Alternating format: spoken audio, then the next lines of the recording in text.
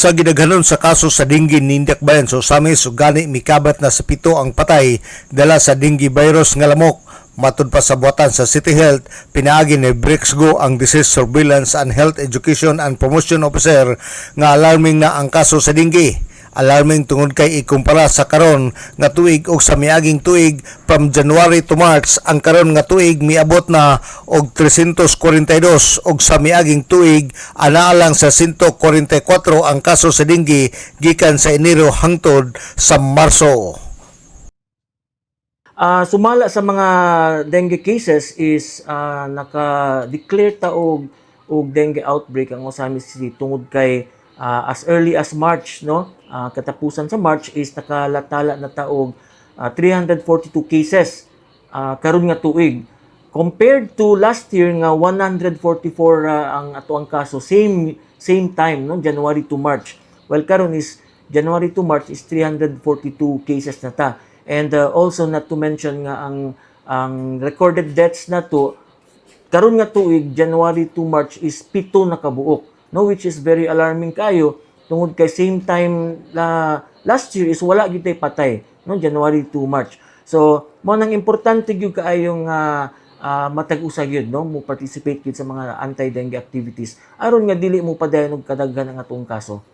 Sa pagkakaroon padayon ng pagsaka sa kaso sa dengue o gani ang makawali sa City Health ang padayon kini nga misuroy sa kabarangayan aron pagmonitor og dugang investigasyon sa mga pasyente. Nasayran nga mga barangay nga pinakadaghan og kaso sa dengue gauna niini ang barangay Tinago, Aguada, Katadman, Karangan, Malaubang, Carmen Annex, Bacolod, Baybay Triumpo, Baybay San Roque ug Malingkol. Mao kini ang napulo ka barangay nga pinakadaghan og kaso sa dengue.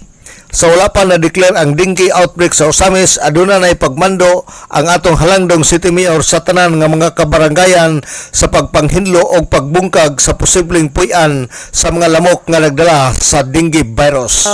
Even before the declaration of outbreak, no, sa atong halangdong mayor is nanatay mga interventions nga pangbuhat, nanay mga mando ang atong halangdong mayor sa tanang mga kabarangayan sa Osamis City, especially kaning sa gitawag nato og clean up drive or intensified search and destroy measures, no, pangitaon og bungkagon, hipuson, ilabay ang mga tanan nga mga posibleng mapunduhan og tubig nga maitlogan sa lamok. Ato lang nang karon sa atong declaration of outbreak is ato lang kaning gi-intensify og maayo nga sa una before the outbreak is ato tong gi barangay-barangay, pero karon is ato na gi deep down na kita sa mga every purok. So meaning every purok gyud magkuyugan gyud sila sa ilang mga purok president o barangay officials, no, nubanan sa itong mga BHWs nga mag-search and destroy gyud sa mga matag usa ka mga kabalayan. Si Brexgo sa City Health Office. Alang sa DXDD Radio Kampana, ang radyo sa simbahan, W45 Dudong Bargamento, Danag sa Dakbayan.